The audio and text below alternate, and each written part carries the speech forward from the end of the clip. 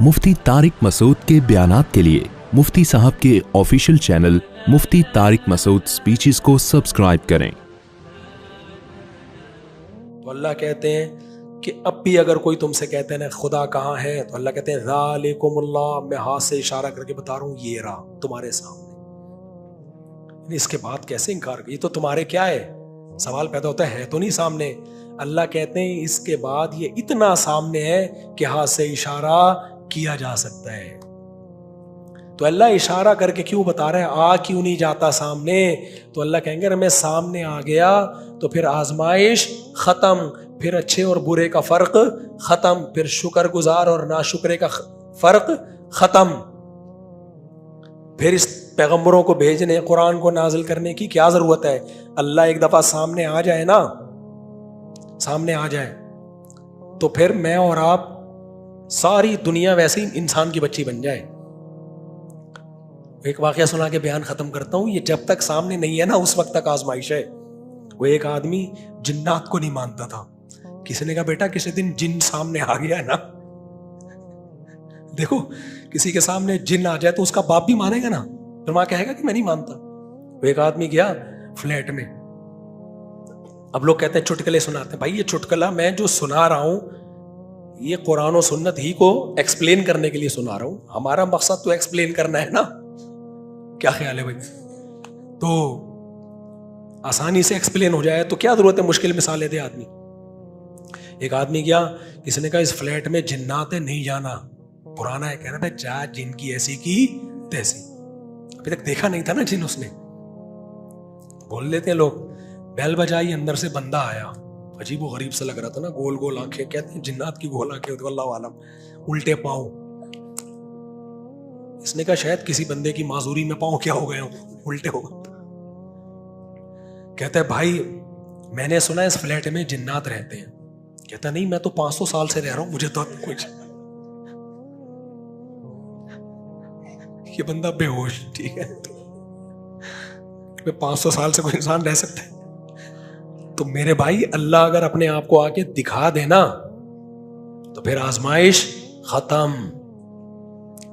अल्लाह कहते हैं शहवत परस्त ख्वाहिशात में घुसा रहेगा, सोच के मुझ पे ईमान नहीं लाएगा। वो अंडे खाएगा, सुबह शाम पोल्ट्री फार्म खोल के मुर्गियों का बिजनेस करेगा, गाय का दूध निकालेगा, आइसक्रीमें बनाएगा, उस पर रिसर्च करेगा दूध में क्या क्या है, कितना कैल्शियम है, कितना फैट है, ये सब चीज़ों पे यूनिवर्सिटियां भी बनेंगी और इन पे बड़ी ज़बरदस्त तहकीकात भी होंगी। गायनी के अलग डॉक्टर होंगे कि स्पर्म से इंसान कैसे बनता है, इसको एक्सप्लेन करेंगे। तो जो नाशुक्रे होंगे इसी में उलझ के जिंदगी बर्बाद कर देंगे, जो शुक्रगुजार होंगे यहाँ से एक स्टेप आगे जाएंगे। कौन है जो गाय को सूखा चारा खिला के हमारे लिए चिकना गाढ़ा दूध निकालता है? ये सॉफ्टवेयर गाय में ऑटोमेटिकली कैसे इंस्टॉल हो गए? आप F का बटन दबाते हो, F लिख के आ जाता है। ये सॉफ्टवेयर करोड़ों साल में खुद ब खुद नहीं बना। तो इधर हमने बटन दबाया, घास दाखिल की गाय के मुंह में, उधर से चिकना गाढ़ा दूध आ गया, इतनी मोटी मलाई, इतना मक्खन। घास में तो भाई कुछ भी नहीं था।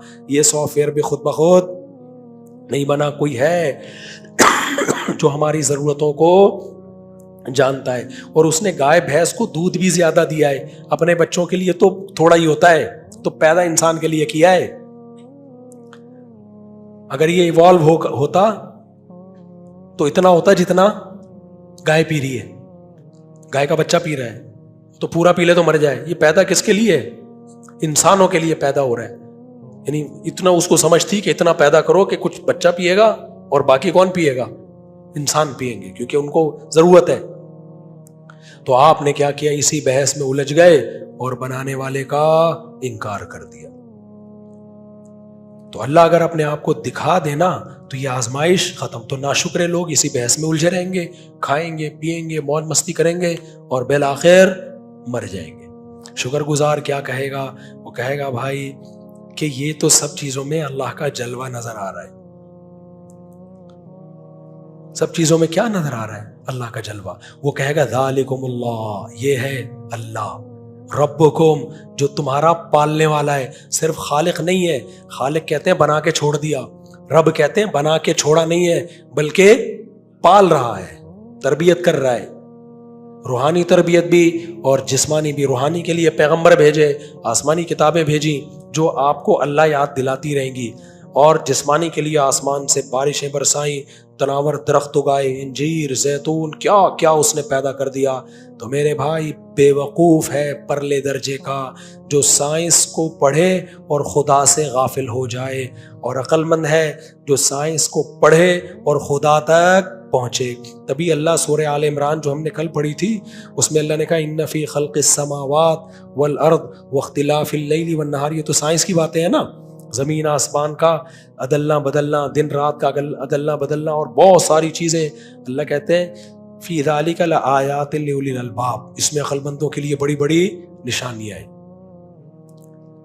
تو اللہ تو کائنات میں غور کرنے کا حکم دے رہا ہے, لیکن غور کرنے کے بعد کیا کہہ رہے ہیں کہ اسٹیپ آگے بھی تو جاؤ نا, بنانے والے کا بھی تو یقین کرو. تو میرا گلا بہت خراب ہے آج, اتنا ہی کافی ہے, اتنا بھی نہیں کرنا تھا میں نے. یہ کسی کا سوال آیا ہوا بھائی, تراویح آپ کی مسجد میں شروع کی لیکن میں اللہ کے راستے میں 3 دن کا رمضان. بھائی 3 دن لگا لو, تراویح پڑھتے رہنا. 3 دن لگانا بہت مشکل ہے, اور وہاں بھی تو تراویح پڑھو گے نا جب جاؤ گے جماعت میں. 3 دن لگا لو. شاباش. مفتی صاحب 6 روزے ہو گئے ہیں لیکن مسجد کے باہر گٹر کا پانی کھڑا ہے. بھائی جان یہ سندھ کی جو گورنمنٹ ہے نا, سندھ حکومت, رمضان ہے, رمضان ہے, اس سے کبھی خیر کی امیدیں مت لگاؤ. پنجاب دفع ہو جاؤ یہاں سے, صحیح کہہ رہا ہوں. میں تو جا نہیں سکتا کیونکہ زندگی ساری کراچی میں گزری ہے ہماری. کئی دفعہ میں نے سوچا پنجاب, پاکستان ابھی پنجاب ہی رہ گیا خالی, کچھ وہاں کی گورنمنٹ جو بھی ہو لیکن آ کے پنجاب کو سیدھا کر دیتی ہے. سندھ گورنمنٹ یہیں سے ووٹ ملتے ہیں, یہ کبھی بھی سندھ کو سیدھا نہیں. تعلیمی ادارے دیکھ لو سندھ میں, یہاں کی سڑکیں دیکھ لو, ووٹ لینے سے پہلے آ جاتے ہیں, بس 2-4 گٹر کے ڈھکن لگا کے چلے جاتے ہیں. تو سندھ گورنمنٹ نے کچھ بھی نہیں کیا, اور آئندہ بھی آپ سندھ گورنمنٹ سے امیدیں بولو مت لگاؤ, نہیں ہو گئی ہے. زیادہ سے زیادہ کوئی وزیر اپنے گھر کی سڑک تھوڑی سی صحیح کر لے گا, اس سے زیادہ نہیں ہو سکتا. اور الیکشن میں جب سسٹم چل رہا ہے تو اس کے تحت تو کوئی فیئر الیکشن کا بھی مستقبل میں چانس نہیں ہے. تو جب یہی چلے گا تو آپ حکومت کو سیدھا نہیں کر سکتے, جو آپ کے بس میں آپ وہ کر سکتے ہو. تو کراچی میں تو نہیں چھوڑ سکتا, مجھے محبت ہو گئی ہے یہاں سے, گٹروں سے ہی ہو گئی ہے, عادت ہو گئی ہے, کیا کریں. تو اب جو ہو گئی ہمیں تو مجبوری ہے, نہیں چھوڑا جا رہا ہم سے کراچی. ساری زندگی یہاں گزری, سلام دعا یہاں, رشتہ دار یہاں, شادیاں بھی یہاں, سسرالز بھی یہاں. تو اب میں کیسے چھوڑوں یار. پھر امامت بھی یہاں, جامعۃ الرشید جہاں میں پڑھاتا ہوں وہ بھی یہاں. تو میرے لیے موو کرنا بڑا مشکل ہے. مجھے تو دنیا باہر سے آفریں آ رہی ہیں, ادھر امریکہ شفٹ ہو جاؤ, تو کینیڈا شفٹ ہو جاؤ, تو UK شفٹ ہو جاؤ. میں کہہ رہا بھائی میں نہیں شفٹ ہو رہا, میں کہاں اچھا ہوں, میں کراچی میں اچھا ہوں. تو لیکن آپ کی تو مجبوری نہیں ہے نا. تو پنجاب زیادہ بہتر ہے اس وقت, اور آئندہ بھی چانسز ہیں پنجاب میں. وہاں کی گورنمنٹ پڑھائی کا بہت اچھا سیٹ اپ, پنجاب کا جو تعلیمی سسٹم ہے KPK میں بھی بہت اچھا ہے, صرف پنجاب نہیں.